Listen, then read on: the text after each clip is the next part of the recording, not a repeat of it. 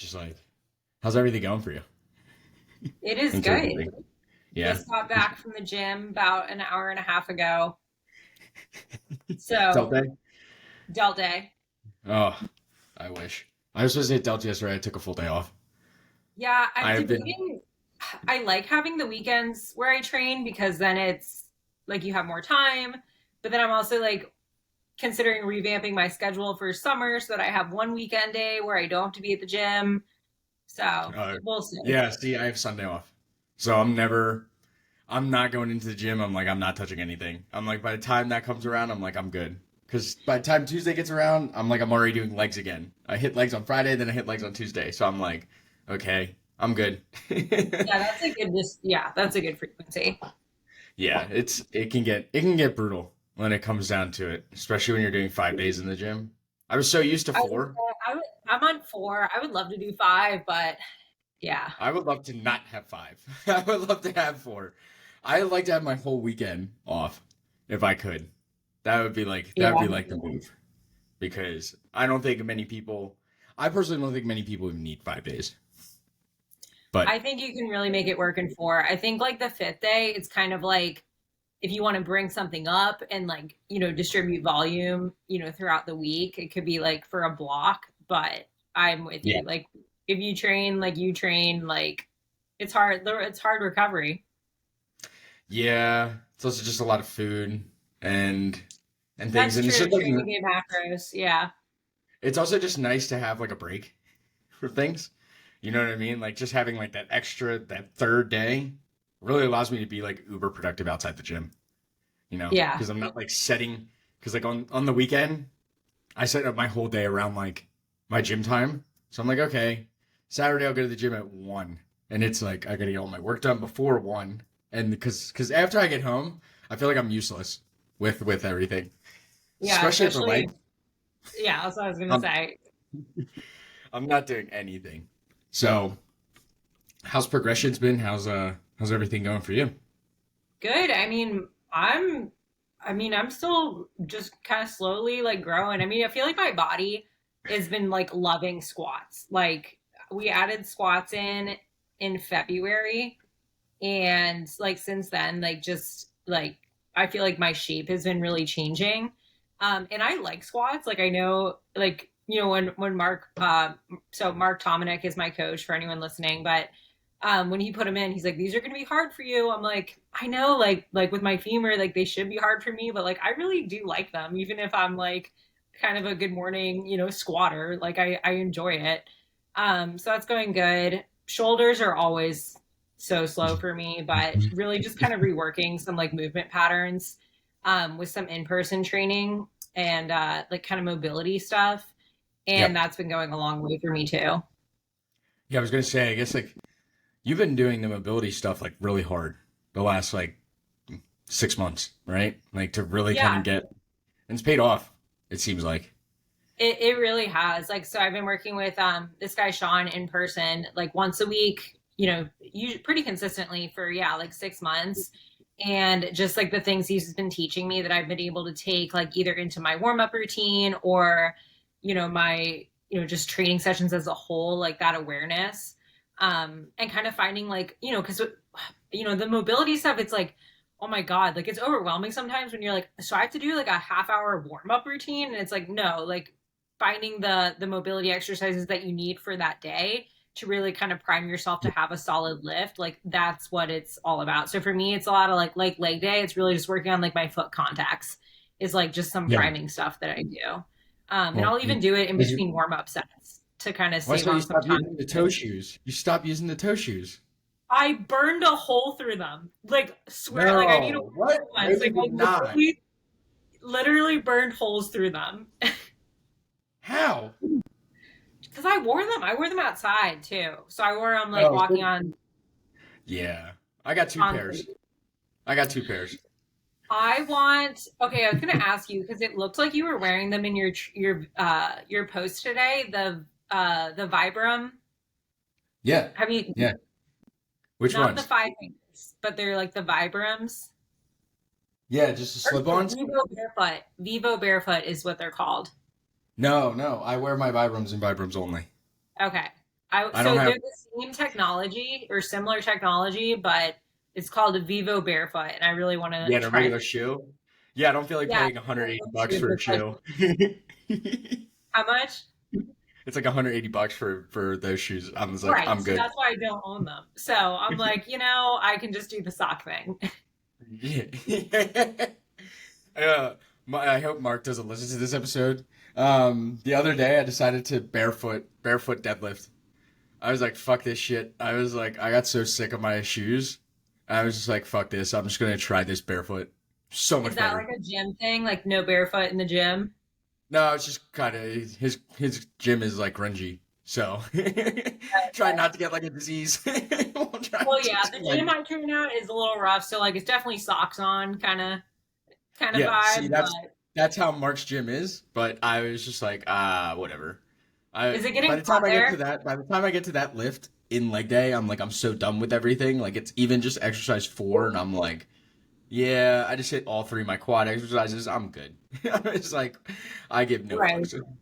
So. Um, Well, you want to kind of give an intro into who you are because we just talked for like 5 minutes and no one knows exactly who you are. So just give a little background into yourself and everything like that. Yeah, so my name is Sarah Bishop. I am a nutrition training coach. Been coaching for uh years are hard. 2019 is when I started online coaching. So I guess that's about like 4 years now. And prior to that, did some in-person stuff. So I've been coaching for a while. I have my master's in exercise science from the University of South Florida. And I was lucky to work under Dr. Bill Campbell in his lab and kind of I was a co-author, but like one of the lower authors. So like I like Yeah. didn't help as much as like some of the lead authors did. So don't want anyone to think I was writing these papers, but was able to kind of help out with some studies and like just kind of refeeds, diet breaks, some case studies on bodybuilders. So a big part like I'm a definitely like meathead nerd is how I would classify Yeah. myself. Um, I've been doing the bodybuilding thing. I competed actually for the first time in 2019. And I would say like, prior to that, like I wasn't necessarily bodybuilding lifestyle, but after that I was. Yeah. Well, I feel like it takes everyone. Well, I mean, like I haven't competed yet, so like I can't even say that. But I feel like it takes a lot of people like their first prep to really understand it more from a perspective, like just seeing the people that I'm around. You don't understand it unless you actually go through that. So I'm just on like the outside looking in. So I'm like a fake bodybuilder basically at this point in terms of things. Um, but I kind of want to get into your background because you talk very openly about the eating disorder that you had. So can you kind of go into like the origin over where that even started, and we'll kind of go from there because I want to know like how did it even begin? Yeah, so I struggled on and off with anorexia for about a little over 10 about 10 years, I would say. Mhm. Um, and it started when I was in middle school going into high school. So what's that? Like about like 13. Yeah. And for me it started off like innocently, where I was wanting to go out for the cross country team in high school. And a big part of it for me was like, with like going out for cross country was I was going to this huge high school. I was going into the IB program. I, wanted to like have a friend group when I like got to high school. So that was kind of part of my motivation too, with, wanting to go out for cross country, get in sports right away. So I ran track like in middle school and stuff. But anyway, started running. And with that running, I lost like weight like pretty quickly because I probably just like I was eating a lot like that. Like I wasn't Yeah. like I wasn't trying to restrict, but I think just by nature of like going from not running to running every single day pretty much, I lost some weight and I also kind of quote cleaned up my diet. Now, like my parents raised us kind of bro, so like we ate really healthy growing up. Like our dinners, like oftentimes were like grilled chicken, broccoli, and potatoes or rice. Like it was like, like and obviously like we had like treats and stuff like that, and so I didn't like, I didn't have like any kind of crazy like family stuff with food where I feel like some people do. So I'm kind of lucky in that regard. So for me, cleaning up my diet just meant like kind of taking out like packaged foods here and there. But, Yeah, see, kind of I'm an anyway. Italian. See, I'm an Italian, so we're like we're raised a little differently here, Well, where so it's just I'm like, Italian too. So like when we went to Nana's house, then it was yeah, like pasta and balls. it's Like, dangerous game. It's dangerous game. yeah, yeah. That's like that was like different family dinner, right? But yeah, so I think for me, so my eating disorders run in my family. My aunt had one, and just an addiction in general runs in my family. So Yeah. I think when I started losing weight and started kind of getting recognition for it, like I had a Mhm. six pack like pretty much immediately. And, people like kind of talking about it, and stuff like that and pointing it out. And I think too, like for me, just that weight loss triggered something like neurologically. And it was kind of off to the races from there. And again, it was like kind of slow, but like over the course of that summer, like I lost like a lot of weight. Um, and my mom took me to the pediatrician, and I mean, I don't know, I was down like 12 pounds or something from my last appointment. And they're like, what's going on? And I knew what I was doing at that point. Like I knew that I was running. I knew that I was continuing to clean up my diet in a way that it was starting to boil down to like mostly the produce aisle and meat. It was, Yeah. the carbs were starting to get more and more scarce, fats, etc. So I like knew there was something wrong with me, like mentally, I Yeah. think, but I was hoping that there wasn't. Like I was hoping that there was something physically wrong with me. Yeah. So, That so did it start from like a need? So it started from more so like a need to kind of be like accepted, kind of yeah, in a I way. think ultimately, or like the recognition I got too, like, or the like I was good at it, right? Like I was doing this, you know, um activity, and I was like getting faster, and I was also losing weight, very, easily. Yeah. Um Do you think that that's a problem nowadays, like with like social media culture and everyone like touting weight loss? That's what it brings it into because you feel that acceptance and that recognition for what you're yeah, doing I that, mean like that many people think it's like a good thing. yeah, like even going back earlier, like so I was like 13, or I guess I was 14 now, like going into high school. Hmm. But like, I remember being like a little kid and like seeing like women on magazine covers at the grocery store aisle and just thinking in my head, like, I'm gonna be like that one day. Not Hmm. even like thinking like what she did to get that way. I just remember thinking, oh, that person is loved, desirable. I want to look like that, or I will be that. Yeah, I was gonna ask, were there like signs? Because you talked about it already, where you were like, okay, start to clean up your diet. Were there like other signs that you, looking back on it, that you avoided that you knew should have been addressed when it needed to be addressed, and you just like kind of like let it go and not really Right. did anything about it? I think the the exercise, so like the I have to run 3 miles a day no matter Hmm. what kind of mentality, Yeah. and more is better, not being able to not do that, that was when I knew I really had a problem. So after like seeing like doctors, I saw like a gastroenterologist that basically told me you're eating enough for a toddler, was and that was kind of like my oh shit moment. And just realizing that like I was trapped in what I was doing, like I couldn't stop. That's what I was gonna ask. How does it how does it get to a point where it develops into that state where it kind of becomes uncontrollable? Because I think it doesn't seem like it's something that was uncontrollable until it just like became that way. So, like, how did it develop into that state where you were like, hey, like I have to do this? And like, was there like a specific moment, or was it just like a build up over the years of that? I don't remember a specific moment. I just Yeah. remember starting this, one summer, and then by Hmm. the end of the summer, it was I had to. I had Yeah. to, like I was doing crunches in my room like secretly. I would like it wasn't so bad like that summer where like, back to Nana's house. I remember like having some of the brownies or like my cousins were there and like having ice cream and stuff like that. But by the Hmm. time I actually started high school, I was throwing food away, like stuff like that.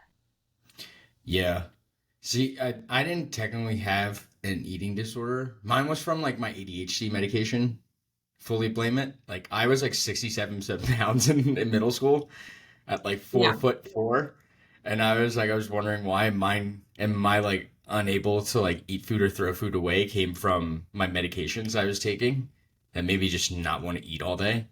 Um, so so you had that oh shit moment. So take us through like what you were thinking when you finally realized it, where you're like, oh, I actually have this issue and it has like a name attached to it, because you don't get that wake up call until it kind of hits you in a way. So like, can you take us through that moment though, where that pediatrician did tell you that you were eating like a toddler, and you were like, oh fuck, like how do I actually go about fixing this?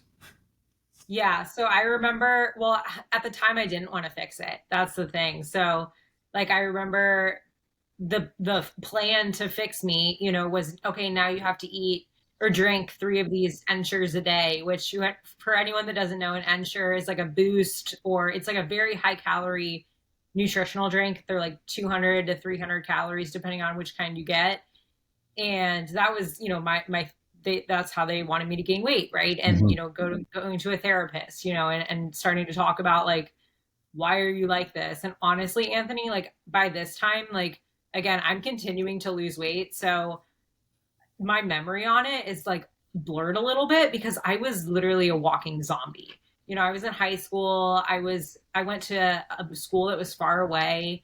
So I was waking up at like 4:30 in the morning to like 5 o'clock in the morning to get to school, sitting on a bus, like not eating all day. Like I remember just being so weak. And oh, and by the way, that whole cross country thing, like I was not allowed to go out for cross country. That was pulled, so that whole plan like never even happened anyway. um but I mean, eventually it got to a point, my second semester of my freshman year of high school, so like February, I went to that gastroenterologist and she weighed Hmm. me, and I think I was mid 80s, like Okay. at my height now, like 5'4", and she was like, I can't let you go home, you're a liability. Wow. So like, yeah, so she's like, I have to admit you to the hospital. So I had to go to like the children's hospital because my heart rate was dangerously low, and all this stuff.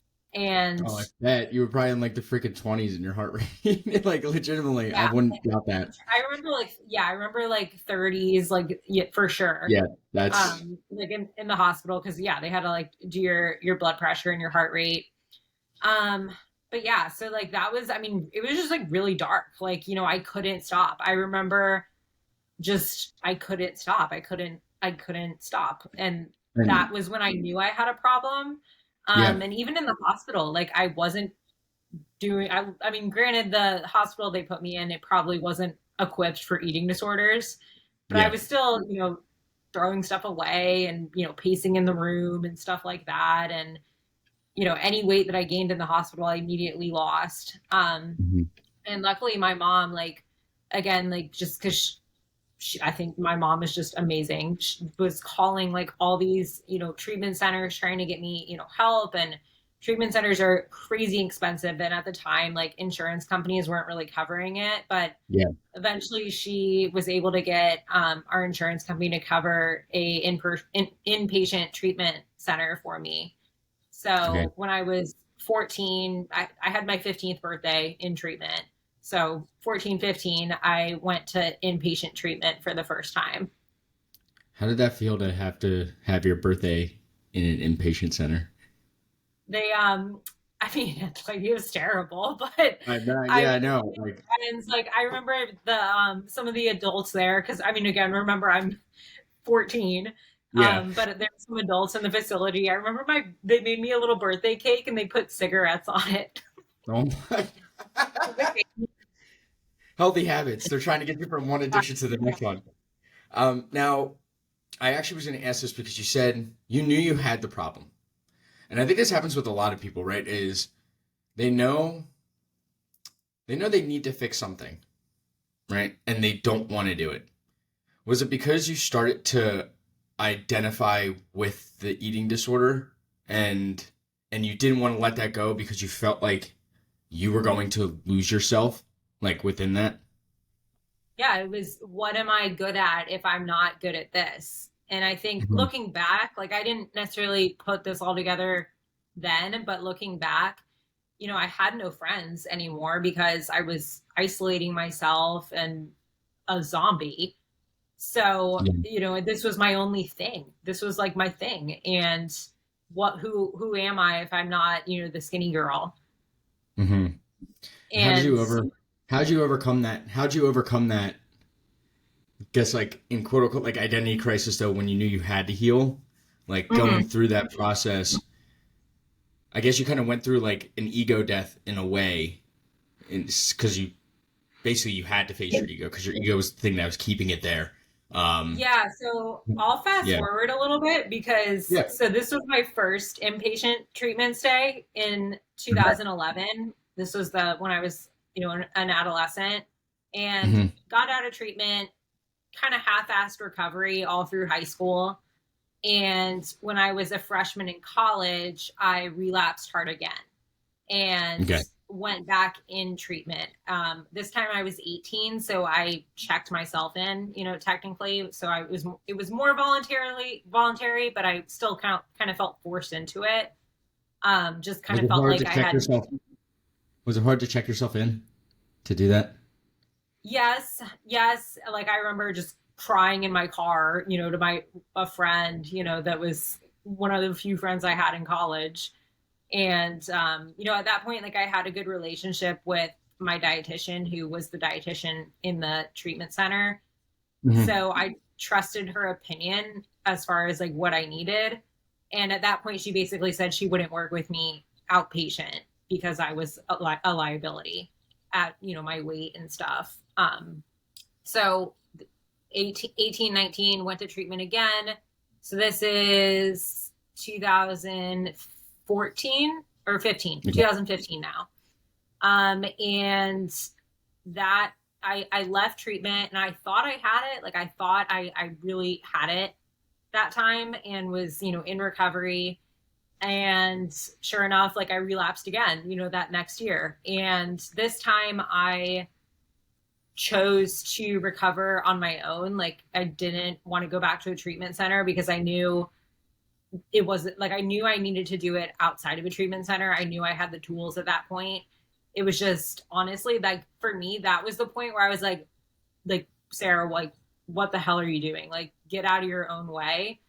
And honestly, like my husband now, we were dating at the time, we were only dating like a year. Like him Mhm. telling me you're the girl I want to marry and I'm watching you kill yourself. And I can't do that. Like, I can't watch that. Yeah. And, my parents were kind of threatening to kind of take away school. So I just started like seeing like I was everything standing in my way. Like I was my own worst enemy and I was holding myself back from so many things by doing what I was doing. And I just didn't want to do that anymore. Like I just didn't want to play those games and I didn't want to be that person anymore. So that was kind of like the ego death. So this was I guess 20, 21 Mhm. years old. Yes. Do you think now, kind of taking this away from like the eating disorder, but do you think a lot of people struggle to actually change because they're afraid of going back to what they were? Like you, so you relapse two more times after you thought you got it, after you kind of like half-assed the first one. Um, was that hard? Like each time, was there like a fleeting feeling of like, I'm never going to be able to actually like get this under control? Like even that third time, and like when your husband, like, well, at the time your boyfriend, but your husband, said like told you that. Yeah, it's scary thinking, what if I can't get better? What if this is all there is? Super Mhm. scary. I think for me, Mm. at that Yeah. time, I had been in the recovery circles long enough and like met enough people that I knew it was possible.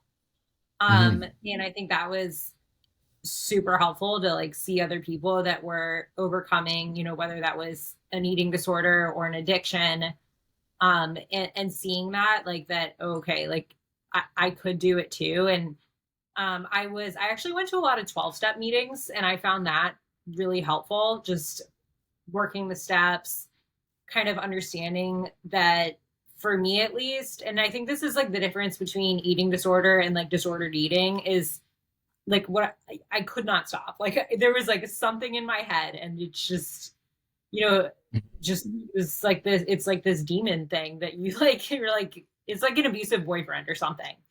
Um, It's a but sense of anyway, comfort. like, Like you don't want to like leave it because it's like your one thing that you have, right? It's one thing that right. you're in possession of and you don't want to lose it, even though you Right. have to. And through recovery, you kind of learn that it's separate from you.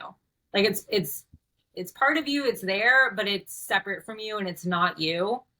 Hmm. And part of kind of 12 steps is kind of understanding like you're powerless and you have to, really really trust like your higher power to kind of help you see a new way. Yeah. I was going to ask, how was it different? What was your experience doing it on your own? Especially like that starting when you're starting to do it on your own. Like, what did you do differently by yourself versus like the first two times? I I think for me, a big part of it actually was I was still going to the gym, but not really training. Like I was honest about my activity, so I wasn't over exercising, but really learning to kind of like see it as fuel, like learning to see it as like, okay, these are my minimums that I have to hit for myself. So this is definitely super unpopular in the recovery community, but want to be transparent. So I actually did start tracking like macros and calories, but Okay. to help me gain weight. So to help me kind of stay at a minimum intake and then slowly work that up so that Yep. I, you know, gain the weight I knew I needed to. And for me, like just I like if I saw the numbers, I knew I couldn't bullshit myself, right? I knew that I had to, I knew when I was under eating and I knew when I was cheating myself of the things I said I was going to do. So how would you get through those times? What was the struggle though? Like there had to be a struggle during that third one, right? Even though like you finally kind of come to that conclusion that you have to fix it and you're doing it on your own. What was like the biggest struggle doing it on your own that really kind of struck a chord with you?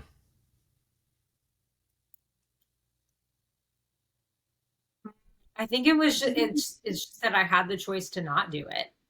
Hmm. I Yeah. had the choice because in treatment, if I said no, they could Baker Act me, which in Florida is they basically send you to the psych ward.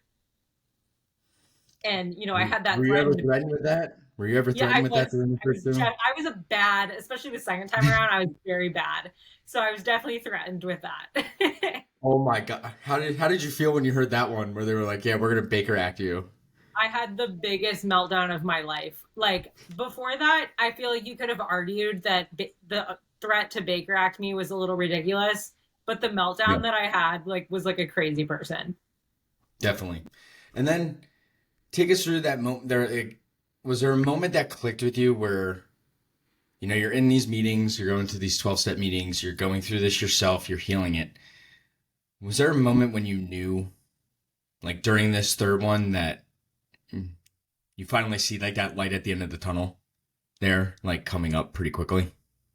Yeah, I had like an event that was like just really really painful, like really traumatic, and I did lose weight, but I didn't go back to behaviors. And that was about like 6 months into my recovery. And I still held it together because I was like, I'm like you were asking me before about like going backward. I was like, I Hmm. do not like I cannot be that person. Yeah.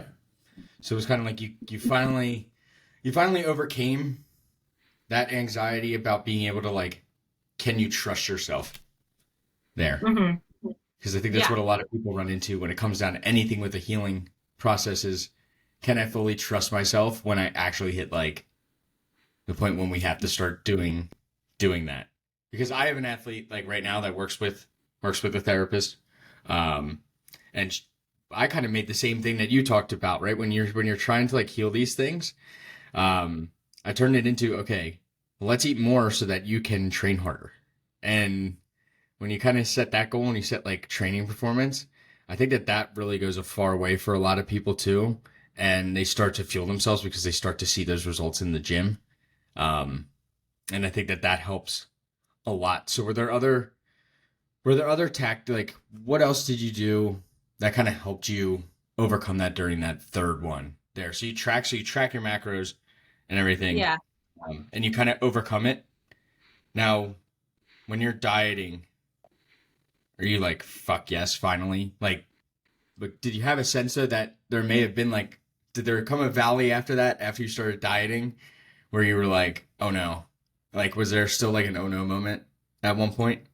When I competed, Yeah, I was kind of gonna get into that. I was like, how did because this I did. affect you when you how did this affect you when you were going to actually like bodybuild and going to Yeah. compete?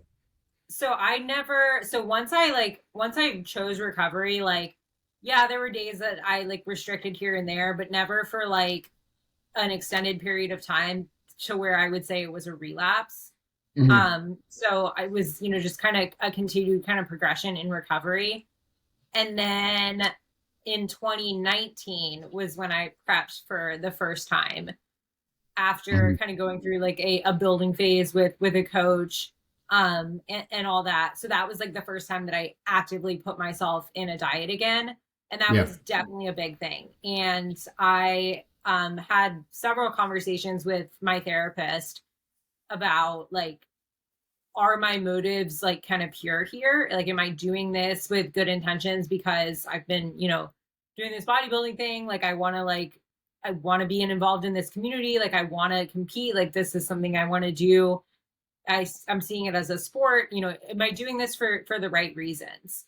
I had like Yeah. a lot of conversations with my husband. I talked to my coach about it, and I ultimately decided like, yes, like I am having kind of pure intentions here, and I all these people know, so they know that I have this history, and they know that after I step on stage, you know results Yeah. are going to kind of speak for themselves if I can get out of it. And that was definitely like a big test of my recovery. And um yeah, I mean, like after my show, like I could not wait to gain weight.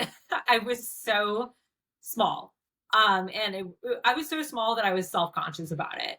So it definitely brought up a lot of old feelings in that sense, because when I was Yeah. really sick, like I knew I did not look good. Like in a messed up way, like even though I had body dysmorphia and all that, like I knew I was not looking so hot. Yeah. So so anyway, so like that, it kind of brought up some old feelings there.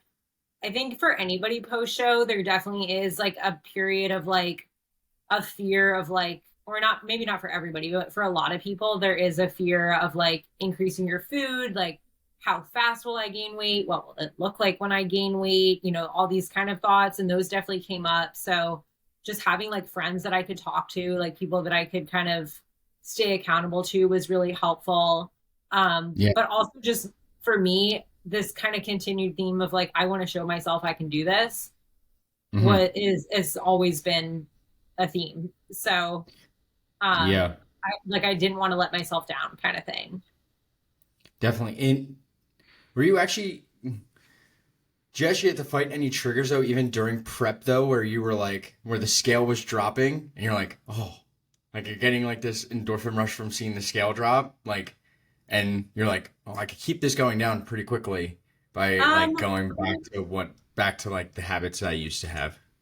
no, because Okay. I knew I didn't want to lose. I think for anybody, you get the little bit of a rush because you're prepping, and that's what Yeah. you're like. That's what's supposed to be happening, right? So Hmm. it Yeah. feels good when it is happening. But there definitely was a understanding of the sport. I was in grad school at the time too, so like I understood I didn't want to lose weight too fast. Like I understood like I wanted to maintain as much muscle mass as possible.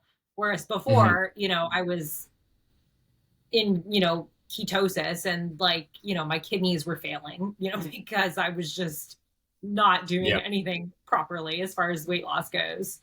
I Yeah. will say like I'm trying to think like a little bit of the identity stuff definitely was still there though, as far Hmm. as like, being the small one. And that was that I feel like that it didn't hold me back because I continued to do what I needed to do.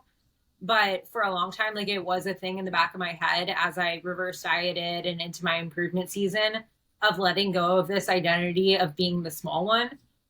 Hmm. Because, up until, I was maybe a year or two into my improvement season, I was less than 110 pounds my whole life.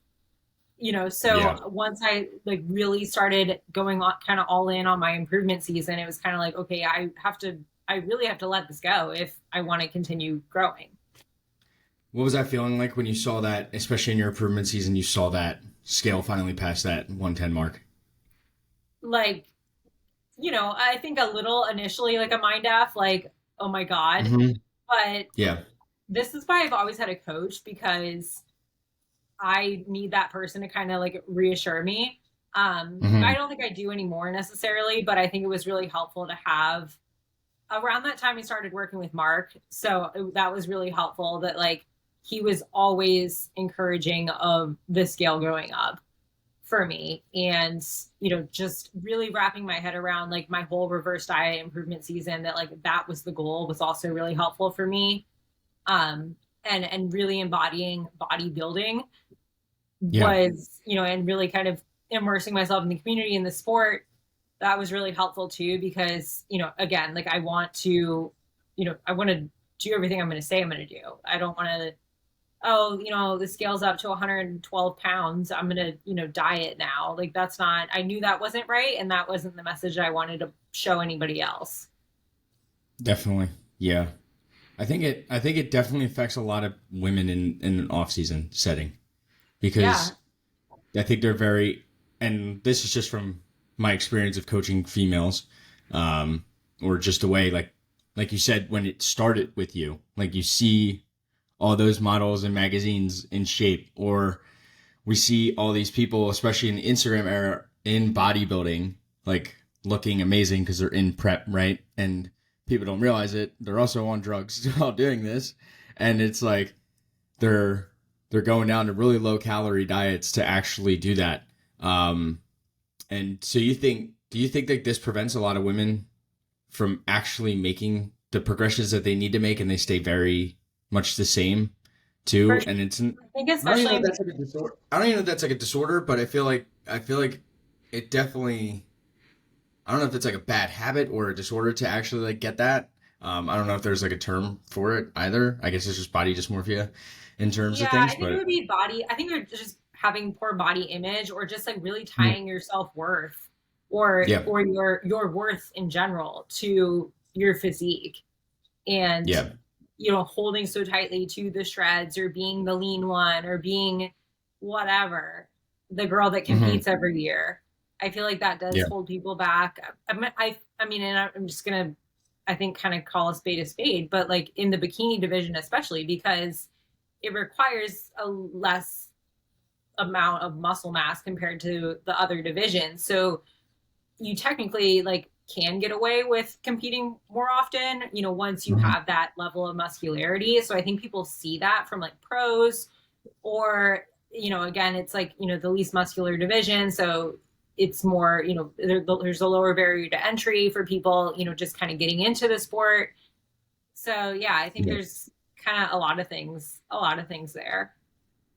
And how has going through this journey of like defeating the eating disorder, like how has it propelled you as like a person now in terms of things? So like what's been like the biggest impact it has on you, and like in a positive way, um that you can see? Because I think a lot of people would say this, and I think a lot of people look at like bad things that have happened in their life and they look at it as such like a negative. But what was like that positive for you coming out of it? Yeah, I honestly like from a health standpoint, I regret my past, but Mhm. otherwise, no. Like I really agree with you. I feel like, or I think I agree with what I think you're kind of insinuating that like everything has a purpose, right? Everything can shape you if you let it, right? You have Yeah. that choice to grow from it. And I think because of my time in treatment centers and years of therapy, I'm incredibly like self-aware and introspective, and it's a superpower but a little bit of a curse at times, Yeah. to be that self-aware. So I feel like that's one huge thing. I mean, I get it. Like when my clients are going through this stuff or, struggling with the scale, like I've had to gain weight on purpose 4 or 5 times in my life. Like this is, something I've had to do multiple times, and, be in these, having these just this internal like turmoil in your head. Like I've definitely been there. Yeah. So, from that standpoint, it's made me just, it helped me see that I can do like all these, hard things. So when stuff comes up, it's helped me, I think, even develop a relationship like with, my higher power, God, whatever you want to call it. Just kind of developing, you know emotionally and spiritually too. Yeah, and next I kind of want to talk about like strategies maybe that you use to help others, even though you're not technically licensed to deal with it, right? Obviously, Yeah. but I feel like there's any times where you see like hints of these things. Um, what would be like, first off, what would be hints that you see when you start to get concerned about someone that maybe they need to look out for when it comes down to to this like beginning? Because like you kind of stated at the beginning, it goes from like being like a regular thing or being like you start to notice it, but then it becomes like uncontrollable to where like you identify with it. So what are some signs though that people can like catch it in the beginning so they can Yeah. really start to deal with it when it's that small and it's not like that uncontrollable state where your identity's tied to it? One thing I see with clients, or have seen in the past, is especially when we have macros for them, if they're continuously always undershooting, like by like 10 grams, let's say like 10, 15 grams. And it's like, why are we always a little bit short? Why can't we, increase? Or a lot of fears around going out to eat, um, giving somebody like an untracked meal and they don't take it consistently, really being rigid with their food choices are some Mhm. kind of red flags for me that like, okay, like why can't we just try? Because I think if there isn't anything disordered going on, you'll at least try. Like, if I say, hey, I really want you to have 2 teaspoons of olive oil, Mhm. if you won't try it, like, I mean, olive oil doesn't taste bad, right? Like, it doesn't really have much of a flavor. I like the taste, but if you won't do that for your health or for whatever reason, I'm suggesting that you do that. I mean, Yeah. my kind of radar is going off. I think too, and I talk about this with some of my friends in recovery. Like, you have a sixth sense for it. Like, I can pass someone in the grocery store and know that they have something going on. So I Mhm. can definitely pick it up, pretty easily. To if it is like, something more serious, than like maybe some like just kind of, 'cause I think we all like have some disordered eating thoughts, right? Or body image thoughts in this culture, this sport. Like it's very common to have, something with, Yeah. body image. I was gonna actually ask that. How do you approach that with an athlete who wants to get into like competitive bodybuilding and they have this history? I was like, because it for you. You said you had to talk to like 4 or 5 different people to really even just get to stage, right? Yeah. So there's like you have to. I feel like you have to have like a really great support system to be able to do this and not let it like define you in a way, like when you're getting into bodybuilding, because it can get. I feel like with bodybuilding, it can get triggered fast, and with bodybuilding in general, I think it's often not discussed about how many people do have this. Like you said, people see it. Yeah. We may call it just like disorder eating because it's regular bodybuilding, but there is. there is more levels to it. For sure, especially like so I never struggled with binging, but that's very common, right? In a prep Mhm. scenario is it Yeah. leading to, binge eating. So that's something, yeah, you definitely have to be careful with and like have those conversations of like what the exit plan is and like understanding that like we are doing this for a stage, for a purpose, and there is a exit strategy and a game plan to get out of this. This is not something that we're trying to maintain. um Mhm. yeah. Yeah. And then I think mentally, like, yeah, and then like just mentally kind of take us through like I know Mark helps a lot with this with the scale going up, but even just like the length of time that your particular growth phase has been, I think a lot of people don't realize how many years people have to do. Is was that like frightening to get to like each year? You're like, okay, I'm ready. You're like, I'm ready, and it's just like it continues to go on, and you're like, well, I could just lower Yeah, my you food a guys. little bit, So even though I've been even in a though 4-year improvement season. So I don't even know if I can call it an improvement season anymore because it's been 4 years. It's like this is just decade, it's a this is me at this. decade. Um, I think God, I maybe it's because I understand how much muscle you need to be competitive. Yeah. Maybe that's part of it.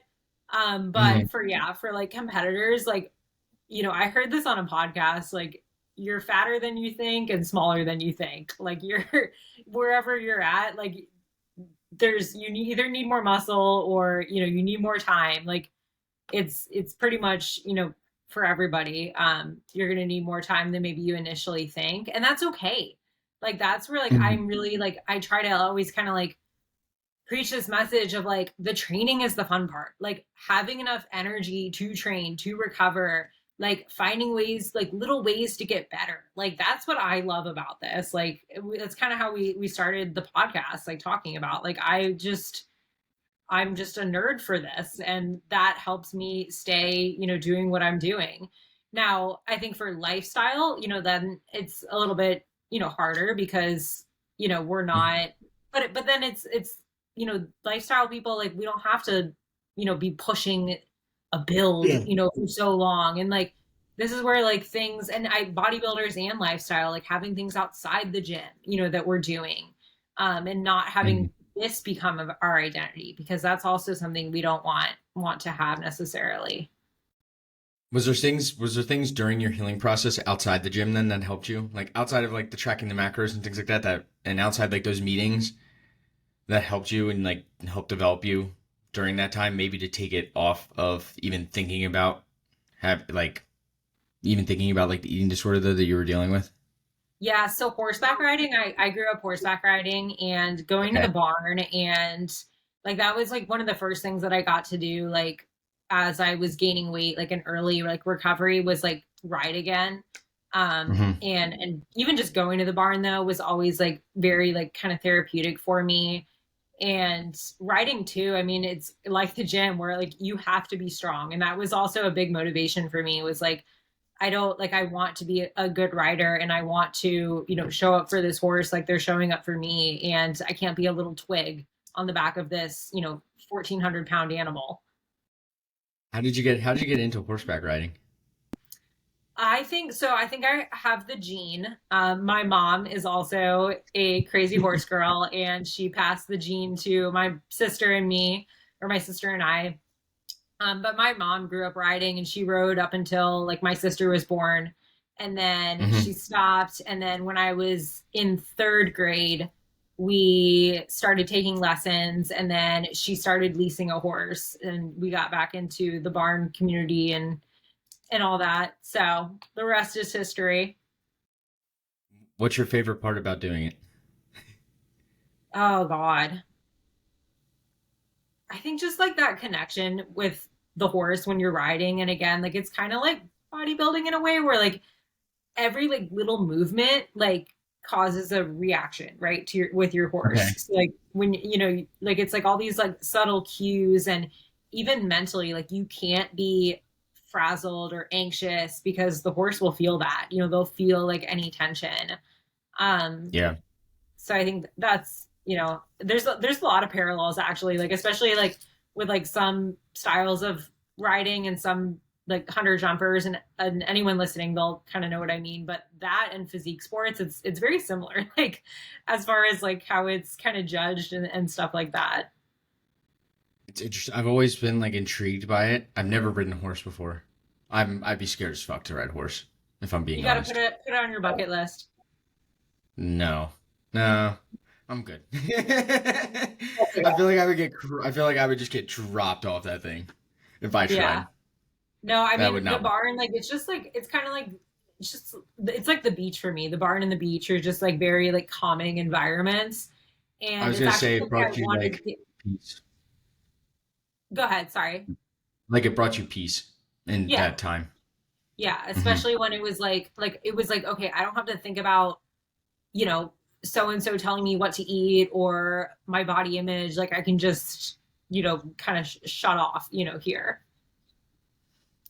Did you struggle with that though when you were going through that eating disorder? And like, how long did you have to stop riding horses for because of it? I would say like at the worst, like maybe like 3 or 4 months. Oh no, probably a little longer than that. Probably like 6 months total. How did it feel to have to like take that time off from doing I that? remember being Especially so it pissed. being especially being like your center, especially being like that kind of like your center of peace there. Yeah, that's what I remember being like pissed about was like, you guys don't understand. Like, this is one of the few things like helping me hold it together. Like, kind of, Yeah. like this is helping me like mentally in a way that like I'm doing this, but it's not about exercise. It's not about burning calories. Like, when I was so sick, like running wasn't about like how good of a runner it was. I was, it turned into how many calories am I burning? And Yeah. riding was not like that. And, I mean, I understood, at the time why they took it away from me. Um, Hmm. but at the same time, I was like, you know, Yeah. I fully just understand. didn't feel understood. Yeah. Hmm. Yeah, because when you take it that away, I think it took it away and it forced you to kind of be with yourself, which is Right. very, very uncomfortable. Which is very, very uncomfortable for a lot of people. Is to be with themselves and be with their thoughts and having to actually like deal with the shit that's in their head. But like Yeah. that's where the growth really comes from. Yeah. I had a lot of those times. Yeah. I I think a had lot of people do. nothing. I remember in Yeah. treatment, the second time I was in treatment, it was like my Mhm. first or second day there. And I was like, okay, like to the therapist, I was like, okay, like I'm ready for my first assignment, ready to start, on, this, first assignment to whatever. And they're like, Yeah. okay, here's your first assignment. And they gave me the paper, and it was like a paper on like meditation. I'm like, fuck you. Like, like, I mean, like, and like obviously not understanding that was what they wanted me to do was nothing and breathe. Not gonna lie though, that's everyone's first reaction to whenever they start meditation. Whenever I Yeah, started meditation, I think I remember I was like, "Fuck this shit." I yeah, started that because I was like, I have to because I need to like just like be calmer, and I was like, "Oh, this sucks." And then you get to yeah, like day two, and you're like, "It's not that bad," and then right. it just gets a little bit better. So but it is pretty bad. I would have been the same way if that popped up. So what advice do you have to people if they are listening and they may be struggling a little bit with this stuff, and they're really afraid to kind of open up like this um kind of Pandora's box to deal with. Yeah, I would say to open the box because you might actually like what you find, like in there. Like, no, it's not going to be easy. It's going to be so uncomfortable at times. Like, you're going to have to face some things, but you're also going to grow in like so many ways. And you're holding yourself back, and you're worth so much more, than what you're limiting yourself to by, being a slave to the calories, to the exercise, to whatever behaviors. There's so much more. And what I always tell people too is, try it, give it a month. give it, a couple of weeks, and we'll give you your misery back if you don't like it. But I pretty much can guarantee if you can stick with it and show yourself kind of through those moments of not wanting to, that you can, show up and, eat the meals that you planned, and, whatever it is, you won't want to go backward. And that feeling of like saying I did that, like that's the feeling. Yeah. Now, the podcast title stands for becoming the journey, becoming the best version of yourself. What are 3 things that people can do to become the best version of themselves? I like these questions. I think number one is like asking yourself what your intentions are. If you're, going through something, or asking yourself, is this a choice out of fear or a choice out of abundance? That was always a question that I would ask myself that would steer me in the right direction. Because if I was acting out of fear, it was probably either negative, or I was probably making up some scenario in my head that wasn't true. Yeah. But if I was acting out of abundance, it was in alignment, or, what I should be doing. So I think that, I think having a community, like even if it's only like 2 or 3 people that you Yep. can talk openly to, hell, even if it's just one person, that you can talk to, like if it's a therapist, great. If it's your best friend, whoever it is, like just having like somebody that you can talk to, I think is huge. Yep. One more, right? Yep. One more. Yeah. I think This could be anything. Doesn't need to be attached to the topic of today's show. honestly, like just get off social media and like go outside and like get some sun, and like we were saying, like meditation, like breathe, like I don't know. I think we all feel, I haven't met anybody that tells me they feel worse when they do that. Right? Like, have you ever met anyone that was like, "Oh yeah, I stepped away from Instagram and went for a walk, and I feel terrible now." Like, no one ever and said actually like and actually like step away from like phone and music and everything. Like go for an actual walk where you listen to like outside and outside only. Like where yeah. you could just be with yourself. Because I think that those are the best one. Like those are the best Oh, for ones. sure. Yeah, because If I I mean, have too many thoughts in my head, that's when I'll plug in music. But I'm like, but that's because I just don't feel like dealing with that shit right now. But I'm like, at least once a day, I try to get a walk in with like a tiny walk in with no music, just to kind of same, actually be present. same. And I think kind of back to like my history, like I'm very self aware when that nervous system activity is just Mhm. heightened, and I'm like, everything needs to be quiet. Like, yeah, it's either music or nothing, and I just need to like lower the Oh, stimulus. I'm outside. If I feel that at all, I'm like I'm heading straight out and just walking for like 30 minutes. I'm Yeah. like, yep, I don't care for my step count today. I'm like, I'm just going for a walk because I need one. Yeah, I think Um, that would be my advice for people. Go for a walk. Go for a walk. Yeah. All right, last one. Probably going to be the easiest question you asked today or answer. Where can people find you? Socials, podcasts, Okay, whatever I you can want to answer share. that, right? Instagram, I would say, is probably most active. At Sarah Ford Bishop is my handle. I have a website too, sarahbishopfitness.com. And I also do podcast with Sonia Spill and Meredith Pachi, and that is Unnamed and Untamed. And all those links are in my Instagram bio too. So that's probably the main hub. Cool. Go check out Sarah's page on Instagram. It's definitely filled with a lot of information. Go check out their podcast because it is really good too. Um, yeah, as always, guys, if you guys did enjoy this episode, first off, share this on Instagram, tag Sarah and I. Go subscribe to the podcast on YouTube, Apple, Spotify. Go use code SPADA at Morphogen Nutrition for 10% off all products. And yeah, that's really it. Subscribe or follow your boy too as well on Instagram. And yeah, we would love it if you do share the episode greatly. So hope you guys enjoyed this episode of the Noble Pursuit podcast.